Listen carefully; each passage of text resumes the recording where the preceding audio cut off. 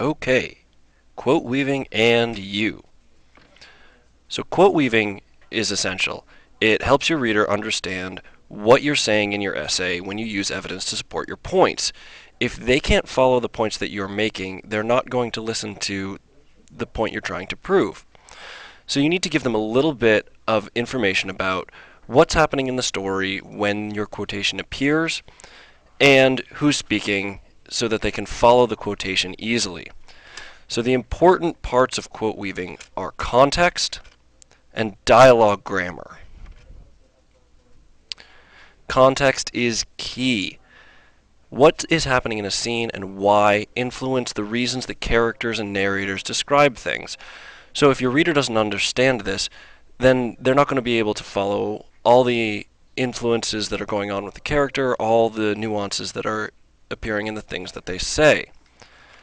So, for a few examples, if we remember from To Kill a Mockingbird, when an angry mob comes to face down Tom Robinson, Atticus heads them off, but the person who is able to get them to turn around is Scout. So if we're talking about that one example, we could say something like, Scout faces an angry mob. It can be very simple and straightforward like that. Or from Romeo and Juliet, when everything starts to go to hell in Act 3 and people start stabbing each other. When Mercutio challenges Tybalt, if the reader knows that much information, then they'll understand the reasons why he's saying what he's saying. Finally, in Of Mice and Men, when everything begins to get really terrible and Curly attacks Lenny and he doesn't respond at first, if we just tell the reader that Curly attacks Lenny, they'll be able to follow us a lot more easily. Next up is dialogue. Many of you have probably learned this before, but we need to follow some grammar rules when we're describing dialogue so that your reader knows who is speaking and how they're speaking. So you need a subject and a verb for your dialogue, just like you would for any other sentence. So your dialogue, the quotation itself, will follow this phrase, but for each of these quotations, you need to identify who is speaking, and you need to use a verb to describe the quality of their speech. So, moving with the examples from the previous slide, if we're talking about Scout, all we need is, she says to Mr. Cunningham. This will be part of the same sentence, so you can use pronouns. You can say she instead of Scout, but using the verb says lets us know how she's speaking. We know who's speaking and how they're speaking. The next phrase, to Mr. Cunningham, isn't entirely necessary, but it lets the reader know a little bit more about what's going on. With Romeo and Juliet, we're talking about Mercutio, and we can say, he calls out. And our quotation will follow that, and we'll find out what it is that he calls out. But in this case, we know that Mercutio is challenging Tybalt, and he calls out. Finally, the next example is a little bit different. With Of Mice and Men, none of the characters are speaking in the quotation that we'll use. It's the narrator. And it's okay to refer to the narrator as the narrator. You still need a subject and a verb, and that subject can be the narrator. So, for that example, we can write something like, the narrator states. States is a very useful verb when you're talking about narrators. Describes also works sometimes, or there are some other verbs that you can think about. States is a pretty good one to go with. The quotation itself will go at the end of the sentence, after your dialogue verb. It should be focused specifically on the point you're trying to make, so it may not look like much by itself, but when you add the other two parts, it will become a little bit more clear. So, following those three previous examples, with Mockingbird we have Scout saying, I go to school with Walter. See that we follow with the citation. Always remember to have a citation at the end of your quotation. With Romeo and Juliet, what Mercutio calls out to Tybalt is, Tybalt, you rat catcher, will you walk? And finally, with Lenny and Curly about to be in a fight, the narrator says Lenny's hands remained at his sides.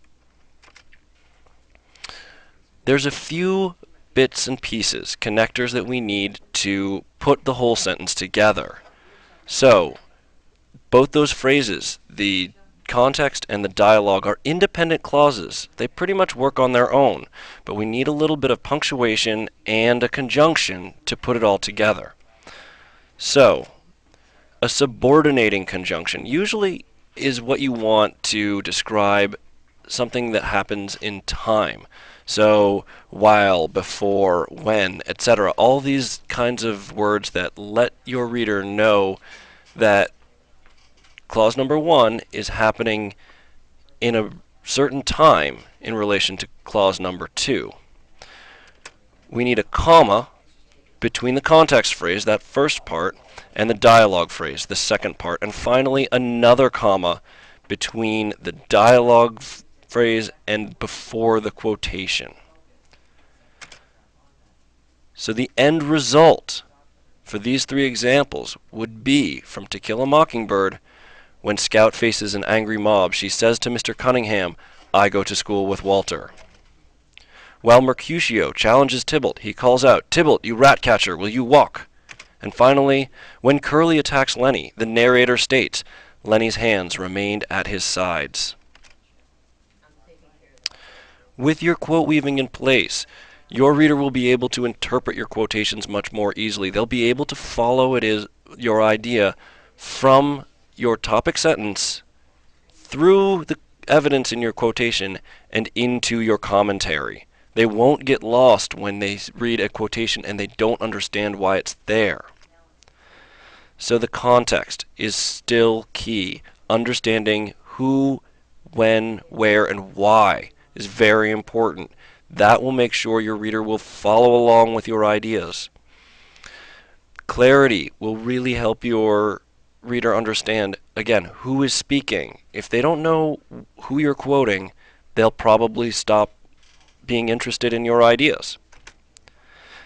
Once you have your quote weaving in place, your reader will be much more interested in what you're saying because they're not getting lost. They're not getting confused about who's saying what and why. And then you can move into your commentary, the next part of the essay, which will explain why you bring that quotation up in the first place. But most importantly, your reader will still be with you.